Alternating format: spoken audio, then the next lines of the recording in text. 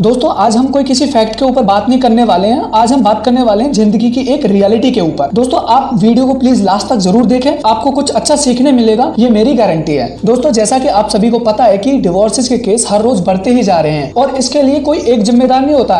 मान के चलो कोई लड़का ही अकेले जिम्मेदार हो या फिर कोई लड़की जिम्मेदार हो, नहीं, दोनों के दोनों ही जिम्मेदार होते हैं और उनके फैमिली मेंबर्स भी जिम्मेदार होते हैं इस डिवोर्स के लिए। वैसे अगर हम किसी को ये माने कि अगर किसी इंसान को 20-22 साल की उम्र तक भी दूसरों की रिस्पेक्ट करना नहीं आया है या फिर दूसरों की फीलिंग्स को समझना नहीं आया है, तो मेरा मानना यह है कि उस इंसान को शादी नहीं करनी चाहिए, वरना फिर डिवोर्स लेते फिरोगे। अगर इन सब बातों को हम पीछे छोड़ते हैं और आगे बढ़ते हैं तो हम एक निष्कर्ष पर पहुंचते हैं कि ये जो 3 बातें मैं आप बताने वाला हूं, ये डिवोर्स के पीछे मेन कारण होते हैं। नंबर 1, किसी दूसरे व्यक्ति या महिला के साथ संबंध स्थापित करना। मान के चलो कोई 2 मैरिड कपल्स हैं और वो जो लेडीज होती है वो किसी दूसरे मर्द के साथ अगर संबंध स्थापित कर लेती है, फिजिकल रिलेशनशिप बना लेती है, तो डिवोर्स का कारण बन सकता है। या फिर जो जेंट होता है, जो मर्द होता है, वो किसी दूसरी महिला के साथ अपना संबंध स्थापित कर लेता है, तो एक डिवोर्स का कारण बनता है। हमेशा होते ही होते हैं इस केस में। नंबर 2, मान के चलो पैसा होता है। अब पैसा भी डिवोर्स के पीछे बहुत बड़ा कारण होता है, क्योंकि इसके पीछे बहुत सारी बातें हो सकती हैं। जैसे कि मान के चलो मेरी वाइफ है और वो मुझसे ताने मारने लगे कि क्या मैं गरीबों के घर में आ गई हूँ, भूखे नंगे, ऐसी कोई भी बातें कहें जैसे कि मेरी गरिमा को ठेस पहुंचे, तो ये डिवोर्स का कारण हो सकती है। या फिर जो मेरी मम्मी है, मतलब कि मेरी वाइफ की जो सासू होगी, वो मेरी वाइफ को ताने देने लगे कि कैसे भूखे नंगे घर से आई है, कुछ भी दहेज में नहीं लेके आई है, इसे ये काम करना नहीं आता, वो काम करने नहीं आता, तो इस केस में भी डिवोर्स का कारण बन जाती है, क्योंकि कोई कब तक सहन करेगी। तो ये डिवोर्स होता है, ऐसा आप